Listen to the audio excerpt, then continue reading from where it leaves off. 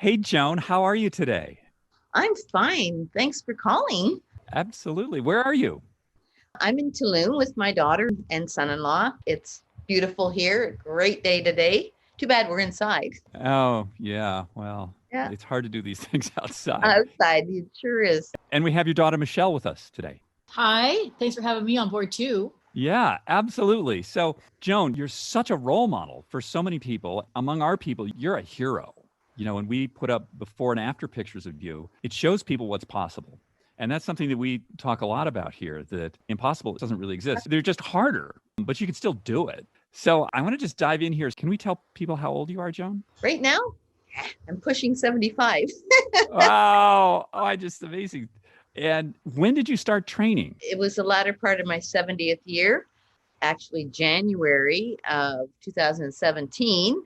And I ended up coming down to Tulum to be with my daughter and son-in-law because I had no idea how I was going to be doing this from long distance. And they wanted to make sure that I had a clue, which I needed more than a clue. But anyway, the technology was just almost overwhelming. It scared the bejeebers out of me, is what it did. Learning macros and learning to follow directions, like I said, from a distance was rather overwhelming. I want to back this up a little bit. Why did you start this? I started because my health was bad, and Michelle was a little scared for me. She laid it down on the line, like you're going to end up in a home, and I'm not going to be there to clean you up and that. You got to think about yourself for do you want to live a good life or not? I had high blood pressure. I had acid reflux, which was like, it choked me all the time. Apparently, the kidney doctor wanted me on high cholesterol medication. And I'm not sure if I really needed it or not, but they were professionals, so I listened to them.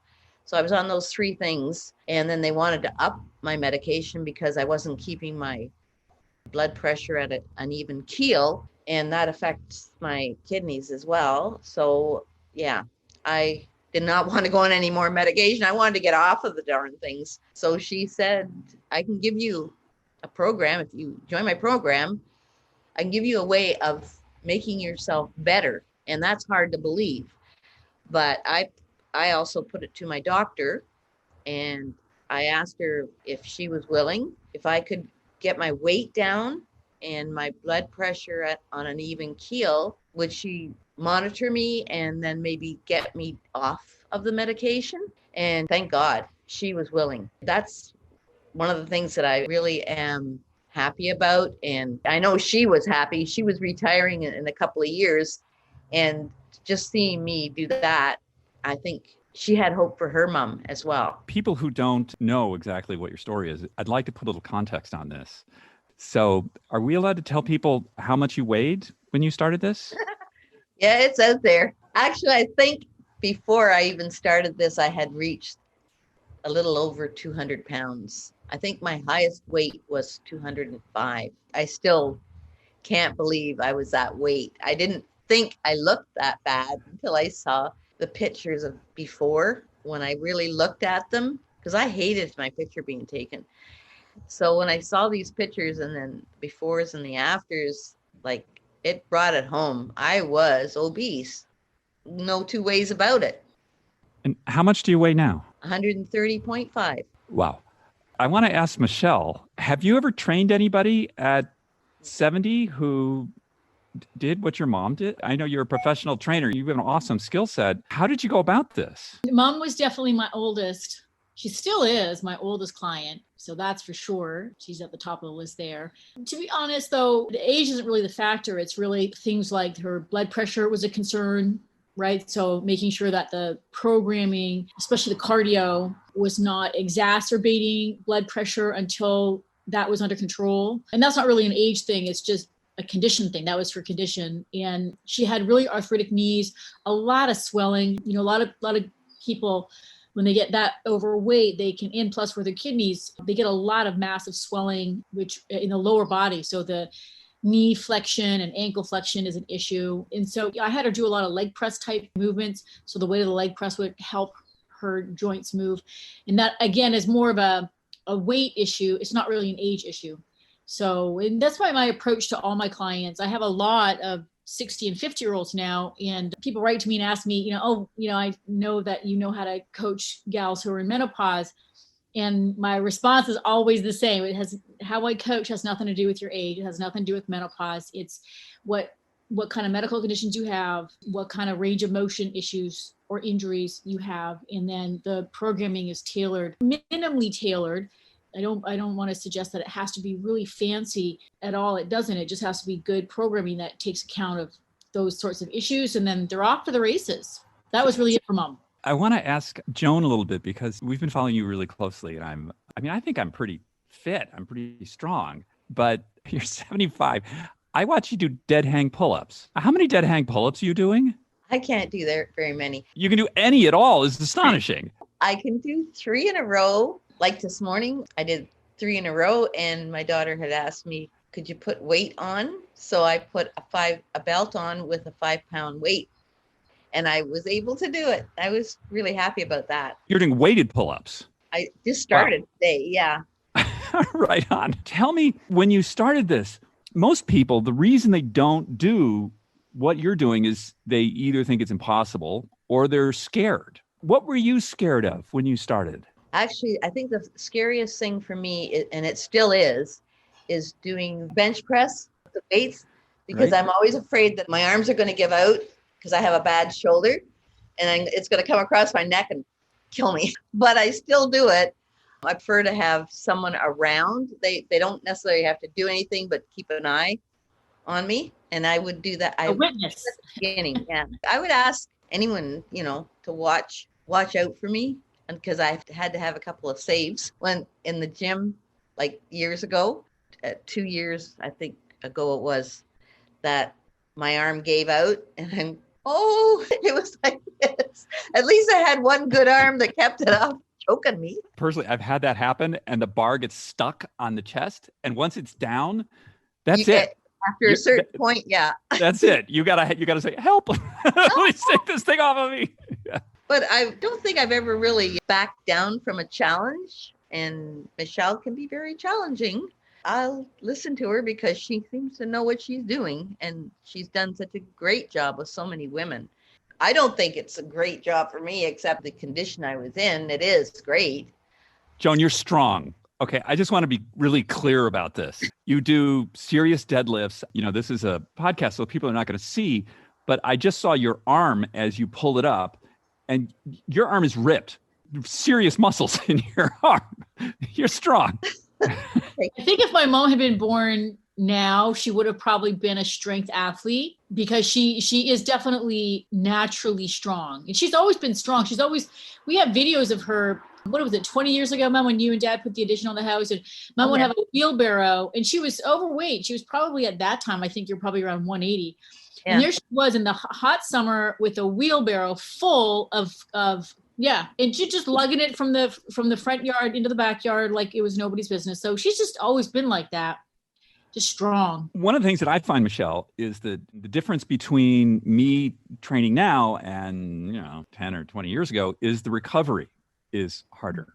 It takes longer. How do you help Joan recover from the pretty intense training that she's doing? Well, I think Mom's recovery, it's true that there's a lot of research that indicates that recovery slows as you get older. To be honest, David, sometimes I wonder who they're studying. It's important to ask those questions, right? Because is this a trained athlete? Is it relative to how they were in their prime? Is it an untrained athlete that maybe their diet's not there or their sleep is not there? A lot of people that don't follow good programming don't understand how important sleep is. And one of the things that I notice about women, I don't know about men, but my specialty is women, is their sleep is terrible. So when they start working with me, their water, their sleep, and of course their nutrition, we get that. And that profoundly affects recovery. But let's just say that maybe recovery is an issue. For Mom, when she started out, when she was really big, she just had 4 training days and 1 yoga day and a lot of mobility, not a lot, but daily mobility. So at least 15 minutes of some mobility work as well. And like I said, really prioritizing sleep, hydration, in managing your stress. Those three things really impact recovery time. So mums, I mean, I'm in the athlete world, and we're always sore. I kind of scratched my head at that one, because I'm like, well, we're always sore, and not so sore that you can't train or you can't build muscle. You shouldn't train to the point where you're not able to actually recover and build, but we're never fresh as a daisy. It's just not like that. You'd have to take 3-4 days off to be fresh as a daisy. So I guess with mom, she's sore like any other athlete sore from training, and she's been able to build some really nice muscle as a 70-year-old. She doesn't take any kind of HRT, no growth hormone. She doesn't take anything like that. So just as a natural woman, being really older and really having low hormones, she has been able to build some quality tissue, and she's sore like a normal person. Definitely. I don't know if I answered that question, because it's no, that was wonderful. So tell me, if someone, Joan, I guess anyone, is doing, say, a certain muscle group, a leg or an arm or something, what's the interval between when you hit the muscle again? Like in training, I'll have a leg day, maybe Monday, upper body Tuesday, another leg day Wednesday, but different groups. In that glute day on Wednesday. The glute day, yeah. Well, it's still lower body. And then another upper body, and it's sort of a mixed bag come Saturday. So you use it all. But I find the leg days, I have to have a rest. So I can take a half an hour nap. Like, I don't need to have a couple of hours sleep or anything. Just a half an hour seems to be enough for recovery. And I've never worked out to the point of exhaustion, because I don't think that benefits. I don't know about that. I've seen you pretty exhausted. Yeah, but I mean, I can recover from it. It's not that I'm debilitated or anything like that. I've never gotten to that point. The only injury that I've ever had was my piriformis, and that was a nasty one because it has to do with the sciatic nerve. It took a long time to recover from that, because you can't do anything. You got that problem in COVID, in lockdown. In lockdown. I don't know what I was doing that pulled it, because I normally warm up, do my stretch exercises before I start my training, and I do a cool down afterwards. So I was doing something that I shouldn't have been doing, I guess, or doing it more enthusiastically than I should have. But anyway, I know enough now not to do anything too quickly in case I pull it again. It always seems to be there, like every once in a while I'll feel it. And you know that if you do too much, it's going to come back again. And I don't want that. I really don't. To answer your question, Dave, there's about 3 days, the way we do the training splits. So the day one's mostly quad focus with maybe one set for hamstrings. Day 2 is usually a chest and triceps. Day 3 is usually glutes. So it's lower body, but it'll be more glute, like cable kickbacks. They don't really affect your hamstrings and your quads. It's really a glute isolation, hip thrusts. So the body parts have plenty of time to recover. It's a week cycle. So every Monday is the same, whatever. Pretty much, yeah. Right. So it's, it might change once in a while, but the body parts are pretty much split up to give the athlete plenty of time to recover. So it's about a 7-day cycle. Yeah. Nice. Joan, I just want to tell you, in previous life as a photographer, I photographed a lot of NBA MVPs and Olympic athletes, and they all take naps. They're all huge nappers. Napping is great. You sleep when you go. So you're not alone. Good. Talk to me about, like, when you started this. Michelle says to you, listen, Mom, you're going to have metabolic syndrome. Things are going downhill quickly here. You either got to do something about this or it's going to get ugly. So you come down to Tulum. Tell me, what was that like? I mean, my understanding was you very low activity to then coming and training. So talk to me about, like, those first few months. What was that like for you? Oh, the first few months, even the first few weeks, Michelle could tell you, my acid reflux really kicked in badly. When I first came here, it was pretty nasty. I couldn't keep anything down. I worked out as best I could. From Michelle's viewpoint, looking at me, she could tell you more. I just did whatever I was told. We didn't have a gym at that time here. Like they still had, that was a dream still. And we went to any gym that we could get into that had some equipment.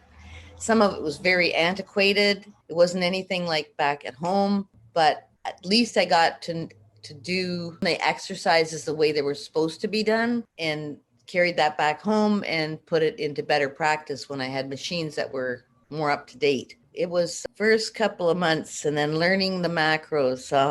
I still have a little bit of trouble with that, although I'm getting better and better all the time. But I didn't understand a lot of stuff. And I really didn't think the first year that anything was going to go anywhere, that maybe I'd just lose some weight, get off my meds. That was it. And that wasn't it. It's something that once you started this and you see results, you want to keep going because you don't know where it's going to lead you.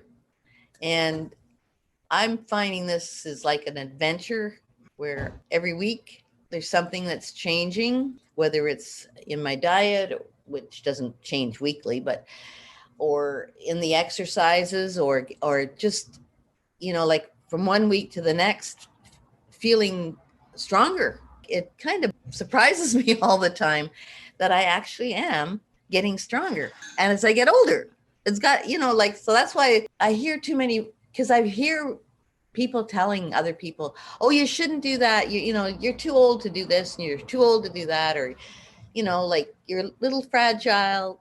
Hey, why don't you build these people up, not tear them down? Like, do the exercises, get in there and make yourself stronger. Have a better life than you're having. I was just existing at the point where I started, and I didn't want that. My family has a longevity to it on both sides. And I'm looking, okay, they live to be 90 and I'm only 70. I got 20 years of existing. No, I wanted to live. I hadn't actually really lived until I started this journey. And thank God I did. That's all I can say. Joan, I just love your story. You are the embodiment of everything that we talk about here. I'm not fit like Michelle's fit, but I'm okay. I had a doctor tell me the other day, I had my physical, and he said to me, oh, so you're active. And what he meant was like, I walk or something. And it's like, because that's how they talk to us. Like, I know. And you shouldn't stress yourself. Like, what? I think it's even getting younger that they're starting on women, especially in their 30s. But I know when I was younger, it was in their 40s, and they give them pills. Give them, what is it? What's that drug? Valium? That's what they're giving. They were giving a Valium like candy back when I was younger to my friends' older sisters and stuff. And I'm going, why would they be giving them Valium? Like they're not invalids. Right. They're, like you should be encouraging them to walk, to do. Right. It always was in the back of my mind, but I didn't apply it as much to myself. I thought I was doing okay. Like I said, I was wearing blinders, obviously. See, not even knowing that I was that obese. But like Michelle said, I always was strong. So I think that's what kind of blinded me to the other facts. I didn't see any muscles in my arms. I just was strong. I don't know. I see a lot of muscles now. I think, Mom, I'd have to say that you knew that you were fat because you told me that, right? I mean, I hated my pictures, yeah. You hated your pictures, but you also, your clothes, the clothes situation and all that. So you knew, but it was when you started to become smaller, that's when you could no longer identify with the starting photos. You would look at those and you were thinking, wow, I was that big. And which is a very normal process that happens with clients. It's, you kind of dissociate for yourself. And one thing that I really implore all my clients, to look back at those photos with gratitude and respect, because, that woman, imagine wrapping whatever 70 pounds, around your body and going and exercising, and plus the medications, and not knowing, am I going to be successful?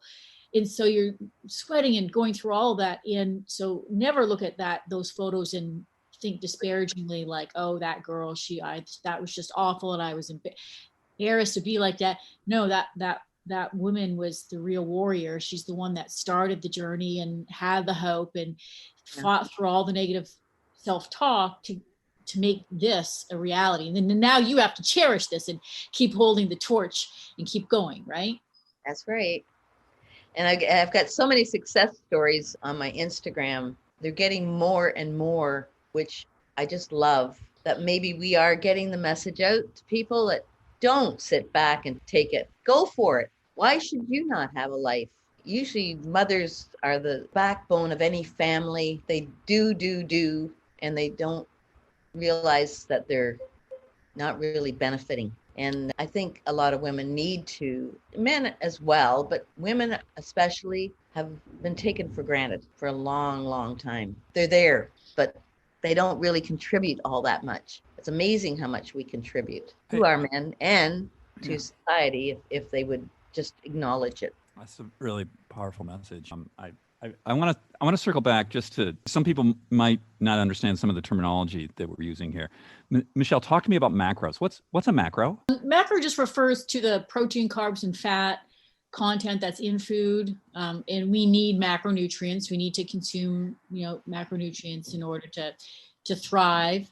So that's what a macro is. And in the old days, people would, dietitians would tell you, eat a piece of chicken, eat 4 ounces of chicken and have a cup of broccoli and maybe have a cup of rice, and that would be a balanced meal, and that would be called a meal plan.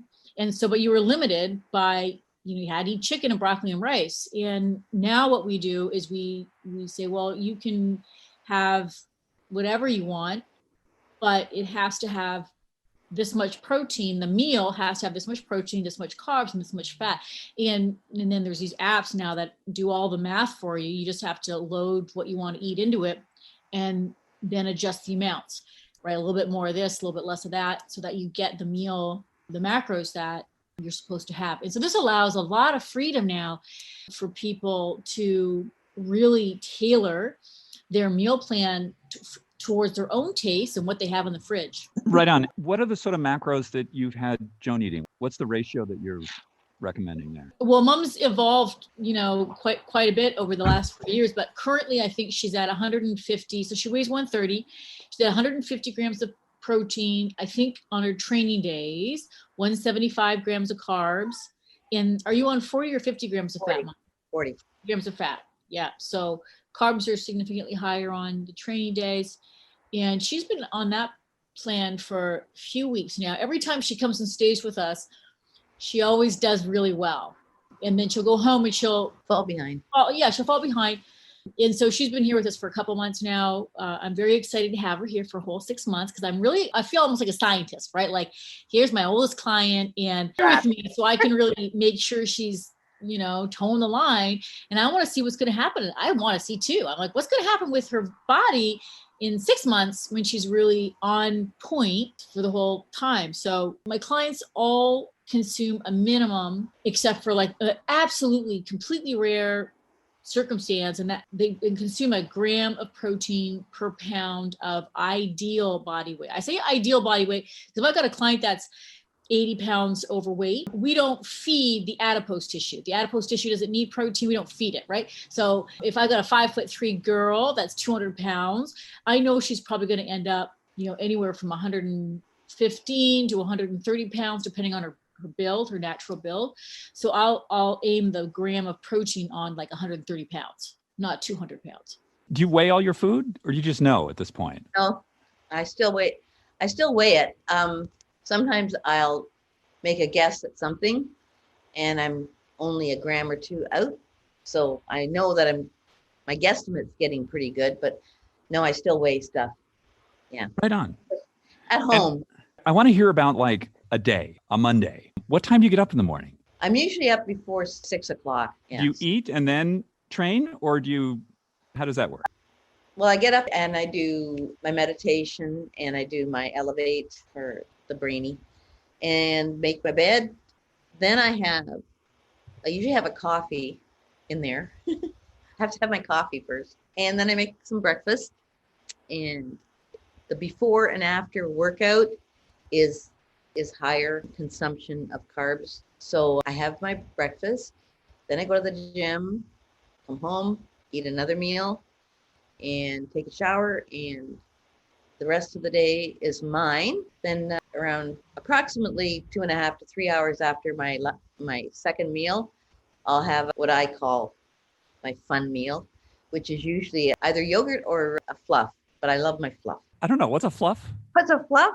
I don't know. Use coconut milk and protein powder and a lot of ice in a Ninja and beat the heck out of it until it's really, really, really fluffy. And then I'll probably have, could be one of our muffins, recipes that Michelle's made up, or I have rice cakes with some peanut butter on it or jam, whichever. And I feel like I'm having a treat. So, and then around another 3 hours after that, so between 5:30 and 6 o'clock, I usually have my fourth meal. And it's a little bit smaller than first or second, but it's balanced to what I'm supposed to have. And the same with my one before I go to bed. And sometimes you fit in some ice cream. Oh, yeah. If I really watch what I'm eating, I can save enough to have a little bit of ice cream. About 50 grams, but it tastes so good. You're eating 5 times a day, right? Sort of throughout the day. Yeah. So about every 3 hours, you have some kind of foods that your body keeps working. Yeah. Your metabolism seems to speed up better. I would never have guessed that. I would never have thought to eat more, you can lose more weight. It just doesn't make any sense, does it? But it works. And it's been proven that you can eat more and still lose and get stronger. It's just lovely. So and I make my own ice cream. Oh, well then. Michelle, how many calories a day is Joan eating? Oh, 1,550, I think. is that what it is? Something like that. So 150 times 5. 1660, almost 1700. Okay, yeah. You're eating 12.8 calories per pound, which is pretty darn good for an older gal. So most girls will start working with me. They'll be eating 8, 9, 10 calories per pound. Everyone thinks I always get these applications that I'm eating 2,000 calories, or I'm eating 2,200 calories. And I said, okay, show me your food log. And they're lucky if they're eating 1,300 calories. And even my mom, when the first diet I wrote for her, I think was supposed to be about 1,450 calories. She was 200 pounds, right? And I thought, well, this is probably what we'll start her out on. And she couldn't eat it. We just went back through all of her food logs. And the thing with the My Macros app and why I have my clients use it is because I can go on and look at how they're planning their meals and really follow their diet versus self-assessment. Because everyone's self-assessed a little bit funny. I'm doing great. Everything's fine. But then you go in and you're like, oh, okay, well, you're missing your protein and there's too much fat in this meal. So Mom was eating about 900 calories a day for the first several weeks. And she was full. She was absolutely full. She told me, this seems like so much food. And I hear it all the time from my applicants. Yeah. Michelle, what's the app that you're using? It's called My Macros. Okay. It's a popular one. FitnessPal is another popular one, but I like My Macros because it really focuses on macros. So not calories. It tallies up the calories for you, but the focus is on hitting your macros. And so the way it's set up, it really allows you to hone in on that more so, much more so than FitnessPal. So what I really underline with women is that learn the macros that are in your favorite ingredients.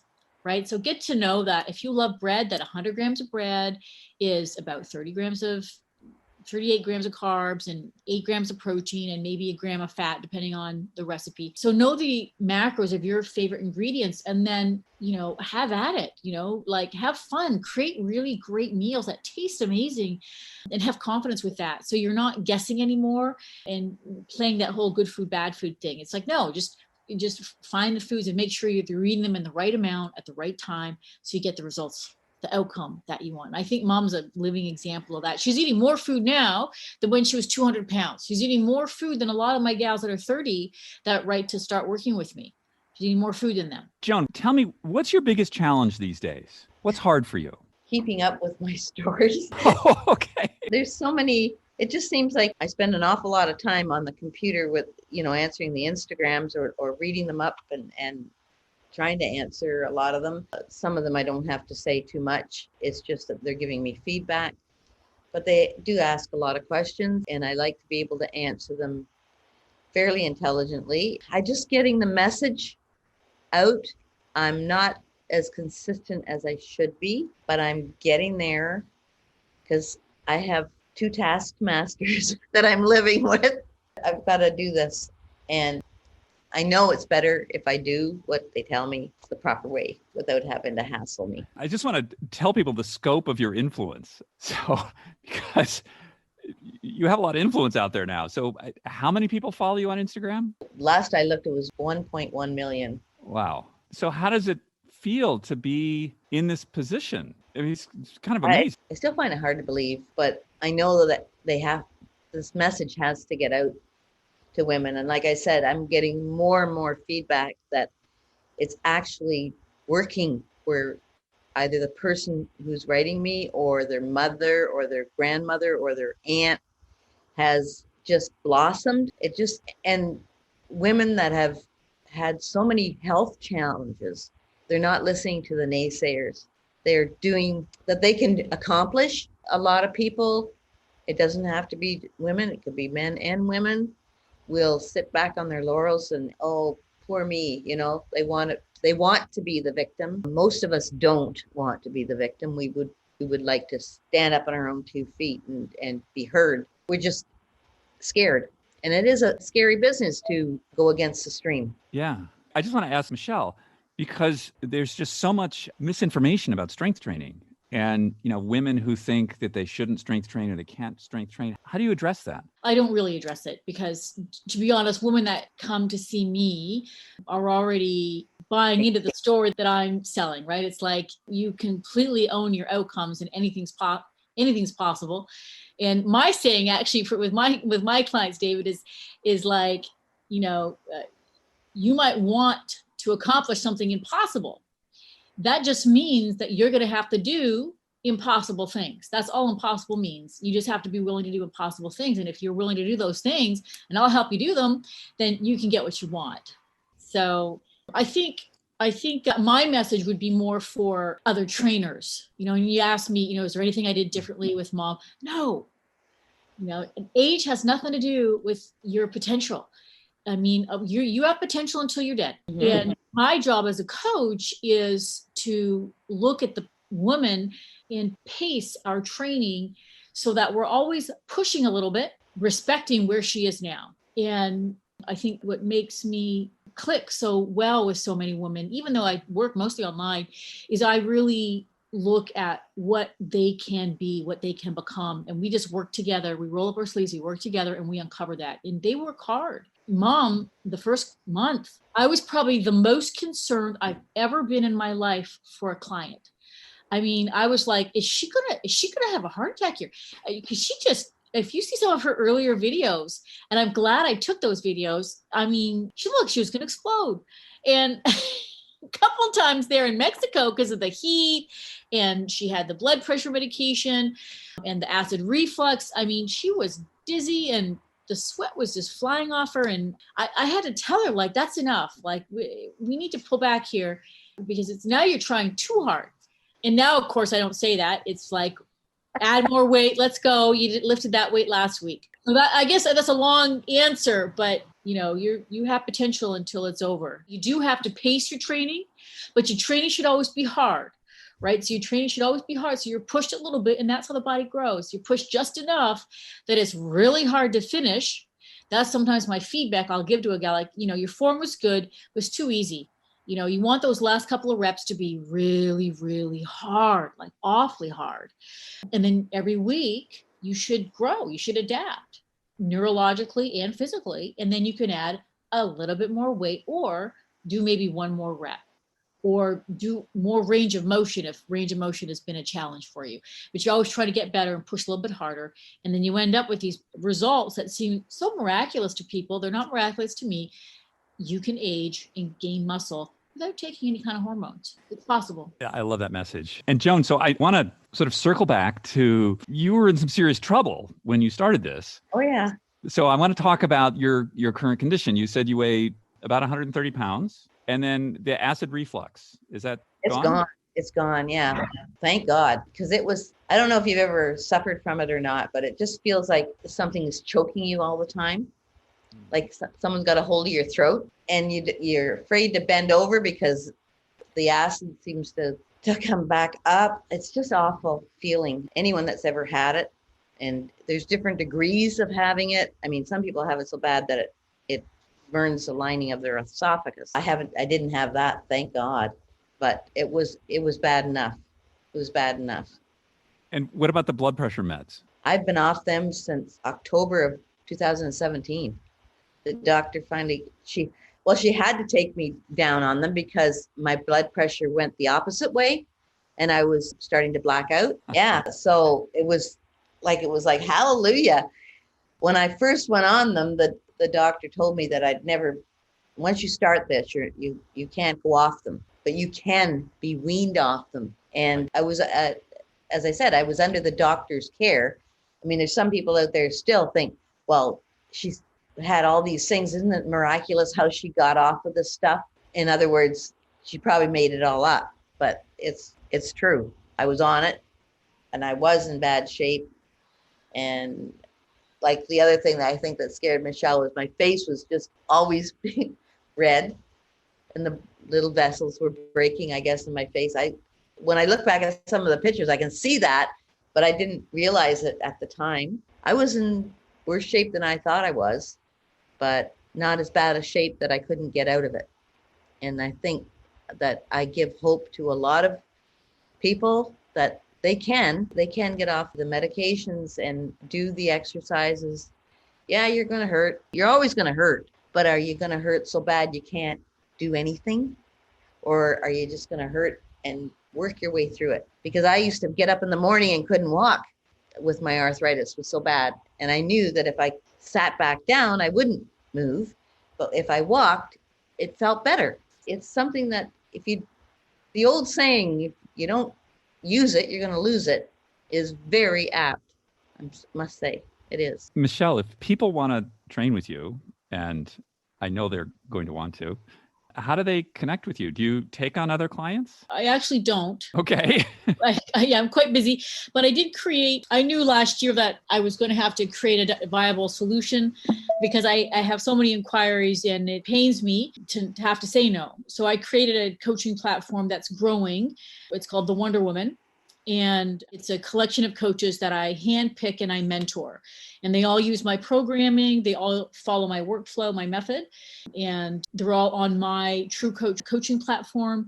And they all follow my way of dispensing macros. So they're a very tight-knit team. And they're all independent coaches. So they're very much teaching people how to fish and getting those people to help other people. And hopefully it will just keep growing like that. So if someone is interested in coaching, they can apply to work with one of those amazing coaches. That's great. I can't tell you how grateful I am for Joan for what you've done, and for Michelle for like showing her the way that this is. Yeah, Michelle has the vision. Yeah, it's incredible. We actually do have an app that's going to be launched in April as well. So that's also a really great option for people that maybe aren't in a position to have a personal coach. There is a financial investment in that, so much more affordable. And to be honest, I think for a lot of people, just something really, really basic that gets them ticking off boxes every day, right. is what you need to get going. That's right. That's right. Gosh, guys, I got to come down to Tulum and see you guys. It's paradise. I love the pictures of the outdoor gym. It's awesome. That's our friend's gym, the jungle gym. The jungle gym. Yeah. I love the jungle gym. Flintstone gym. Yeah. You can have a hoot there. Thank you so much for your time today. You guys are both tremendous inspirations to people. And I just really love the messaging. Like, it's not over until it's over. That's great. Thank you for having us. Absolutely. Have a wonderful day, both of you. Thank you so much. Bye. Thank you, Ken. Bye for now. Bye-bye.